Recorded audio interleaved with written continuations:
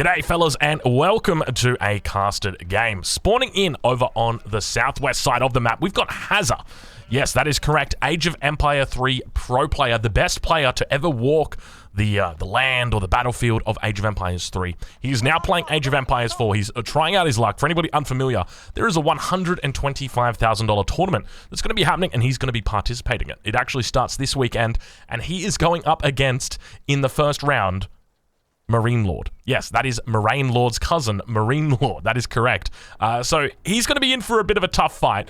He is slowly but steadily working his way up the ladder. At the moment, you can see at the top of your screen, he is rank 985. He has about a 60% win rate at the moment. He is slowly but steadily getting there. And we're going to be taking this opportunity to watch his game, watch his progress, see how he's doing, and at the same time provide him a little bit of feedback as well. I'd love for him to be able to watch this video and just get a bit of an idea about exactly what is going on. Now, over on the other side of the map, he's going to be up against Saphira, who is playing as the French. So a pretty decent civilization for an open map, and that is exactly going to be the name of the game. So this weekend is going to be open battlefields. That means that players are going to be fighting it out on open maps only. So that means Dry Arabia, Lipany, Highview, maps like that are the maps that are going to be played. And so that's why Hazza is today practicing on that map especially. And the civilization he's playing is the Abbasid dynasty, a civilization considered by many to be S tier. And when I say many, I'm talking about, like, you know, if you've watched Beastie Cutie and you've seen his tier list, he put Abbasid Dynasty in the S tier for N4C. And so he is very confident with this civilization and the strength of this civ. But we'll watch how Hazza is doing. You can see that from the way Hazza is playing at this point in time, obviously he is doing very well. You look at this and you go, okay, for me, I don't really know the difference between, and this is something that we were talking about just before we started this, is that, you know, you have a conceptual understanding of where you sit at within the pool, but everybody below you, it can be difficult to discern what their skill level is and where they should be at. I know that Hazza is top 1,000, and that sounds pretty good, but at the same time, I'm not very familiar with what that actually means. So we're going to be looking at him, we're going to be watching his mechanics, watching his decision-making, and trying to understand a little bit more about the way that he's playing. So economic wing going to be his choice here. Has opted for a lumber camp, so definitely the right choice here. Probably going to be looking to go for a second town center. Now, against the French, we've seen players look to do one of two things. The first thing is that you go for a barracks with a couple of spears. The second thing is that you look to outpost up your resources. So we'll have a look and see whether Hazza is going to be doing that. The French response typically is going to be a second town center themselves, or it's going to be an all-in. But the Abbasid dynasty are considered, if you play it perfectly, the Abbasid dynasty should win in both of those situations, because the Abbasid would go for a third town center if they spot a second town center from the French player, or if they spot out a if it's going to be a feudal age play, then they will get their textile upgrade, and then they will just trade out villages very happily onto town center. So now Hazza going to be dropping down that mill. 4 villages on gold here, so he's going to be doing a wheelbarrow opening as well as getting his fresh foodstuffs when he gets up to the next age. You can see he's still got villagers in queue at the moment. 5 villages all on berries. They're gathering up very happily. And now he's going to be looking to scout out his enemy. So he's done a great job at scouting so far. Typically, against the French, what you want to do is you want to make sure that your scout is out in their base about 10 to 20 seconds after they age up. And now you can see Hazza's going to be scouting out that school of cavalry. He's going to see that there's only 3 villages on that. He's got a bit of time. He can go do a bit more scouting, because what he wants to do is he wants to have his scout in position to shadow the knight. So the knight is going to come out, and he needs to make sure that he follows that knight. He needs to make sure that he is aware of where it is, because if it comes in on the berries, he needs to be able to pull those villages back. If it comes in on the gold mine, he needs to pull those villages back. So now we do see wheelbarrow coming through for Hazza. Everything going well so far. He cashes in all of his villages on gold. Now heading these ones over to berries. He's going to be starting with fresh foodstuffs very shortly, I suspect. He's got a villager in queue, so any second you're going to see fresh foodstuffs coming in. Any second. Once they cash it in, here they go. Here he comes. There she is. So very well played right there. And now Hazza doing a bit of a loop around here. Spots the gold out as well. Sees 5 on gold. That is a good indication that probably professional scouts is going to be coming out. So hopefully Hazza can put those two together.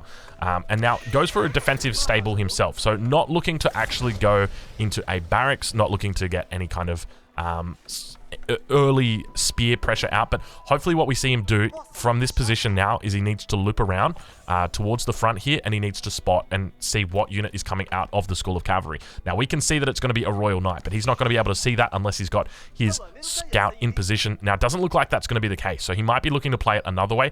Could instead just be playing defensive, so that would be where he leaves his scout. Like, normally a good place to leave it is like right here, where it's on the edge of a wood line. So think of this as like kind of like an area, a choke point almost, that units are going to be coming through.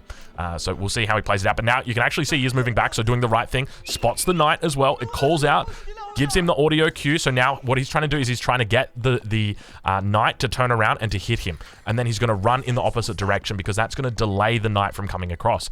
If he doesn't do that, so in this situation, if the knight doesn't turn around, well, Hazard's just going to know exactly where the knight is. So that happens. Now Hazard wants to run back over this way. Okay, so he's running towards his base, so a little bit of a mistake. Normally in this situation, you want to lead the knight away from your base, because then that buys you more time. But there, so now losing track of that knight. He knows it's going to be coming in on this position, though. And now it looks like look at Hazard coming out with raids over on his enemy side, so looking to play 1 TC at this point in time. Knight going to be coming in, so Hazard doing quite well at this point, and looking to actually play it into a second military building already, going for a camel.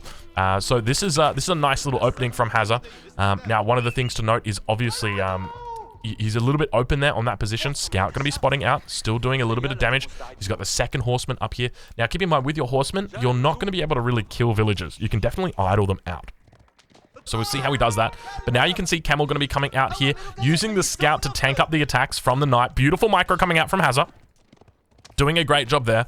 Now, one of the things to note is that when it comes to the Abbasid dynasty, they realistically, they have one primary win condition, and that is getting a second town center and outbooming your enemy. But one of the other win conditions that you can do as the Abbasid dynasty is just a big focus in Age 2, and quite literally just make only horsemen, make only camel archers. And against a civilization like the French, it's actually very effective. So we can see Hazard going to be actually chasing back this Royal Knight. It's got 12 health. He's going to try and take it out. You can see another one going to be coming in. He manages to get it. He's going to be able to fall back from this position and almost losing those horsemen, but manages to get out. Wolf going to be coming in on the action as well, just being annoying. He'll turn around and fix that bad boy up. Do not worry. But now we see a house coming down, a mining camp coming down as well. So he is doing the right thing. So remember, I talked about just briefly before, when it comes to win condition, the whole idea is that you want to get a second town center. It's only a matter of time until you get that second town center. And so it's really important that you do get it, because a lot of people will forget about making that second town center, and then that's going to put you in an awkward spot.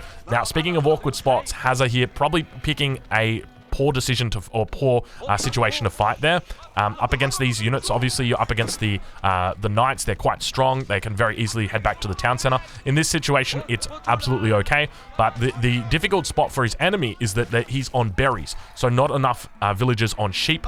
Hasn't gone for professional scouts, and now he's using this early pressure that he's got to really apply towards this food source, and this really hurts his enemy. But behind this, you can see that he's focusing heavily. We did actually see a unit, I think it was a scout. Yeah, a scout. So he is focusing heavily on stone as well. So even though he is focusing on one hand on his military and doing a great job getting so much military out, he's also thinking about his economy. So everything that Hazard is doing up until this point looks perfect. Honestly, if I was watching Marine Lord, I would be thinking like, yep, there's nothing different here. Everything that I'm seeing is making sense. The only thing that I would really throw a question at would have been the archery range coming out so quickly. But it does actually make sense. I've seen this up against French especially before, where you go and you establish yourself. The idea is that you want to get out onto the map. You want to establish yourself.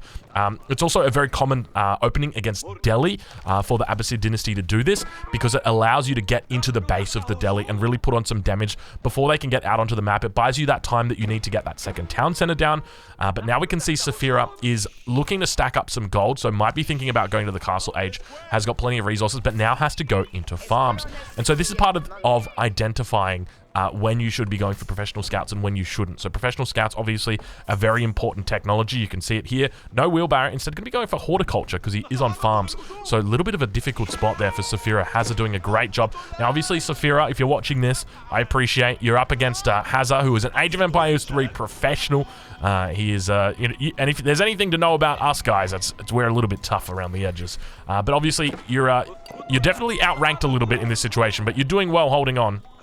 Hazard continues pumping units into this mass, and at the same time, he's gathered up his 300 stone, which is 100% the correct play. Now, where is the stone for the enemy? It's over towards this position. Hazard was over here a little bit earlier, so he knows his enemy is not on a second town center as well. Obviously, knew he was on the berries at the front, so now going to be coming around, and he's got massive mobility that he can use here. So I really wouldn't be surprised to see Hazard continue to climb in the week leading up to the first open battlefields. Manages to pick up a villager here. As long as he keeps using this strategy, he's going to be looking absolutely fine. Picks up a couple villagers on the wood line as well, and difficult position is going to be exactly what Saphira is in as Saphira tries to hold on, and those horsemen together with the camels just doing so much work, looking to pick up another villager. You can see the camels trying their best to take it out. Second town center actually going to get added on the berries as well, only dropping it down. I mean, 6 villagers is pretty decent. I think that's quite good. Normally you will see players go for like 10 villagers or something like that, but in this situation I think 6 is absolutely fine. Now that second town center's up, it is his victory condition is online. That is it. So all he needs to do from this point as the Abbasid dynasty is just not die, because he's going to be ahead when it comes to economy. If we do a stock take, 38 villagers for Hazard at the moment compared over to his enemy, 33. So Hazard is already ahead just because he's been killing villagers. Kind of crazy. You know, he's been all over the place, but now you can see he's looking to add in the blacksmith, get those upgrades, adding a few villagers onto gold, and you can see he's really focusing on getting up to the castle age now. So a forward barracks is going to be coming out from his enemy here. Hazard's going to spot that and immediately makes his way back. He says, hey, you can try and proxy, but I don't know how well it's going to end up for you. And now once this proxy gets found out, you can see Hazard going to be very happy with this. Going to be able to pick up the villager, going to be able to stop the proxy, going to be able to siege down the second barracks. Hazard looking incredibly strong in this situation. I don't think there's any way that he can lose from this position. Good game gets called. Saphira taps out. Hazard looking incredibly strong in the lead up to the Golden League. So fellas, if you're watching this on YouTube, I'm going to leave a link in the description over to where you can watch Golden League. It'll be happening this weekend, so make sure you check it out. But Hazard looking incredibly strong. Obviously still got a way to come when it, you know, compared to Marine Lord, who sits at rank 1 on the ladder, has a currently 985, but he's looking very good. So hopefully we'll see more from the King. I'm looking forward to having him back.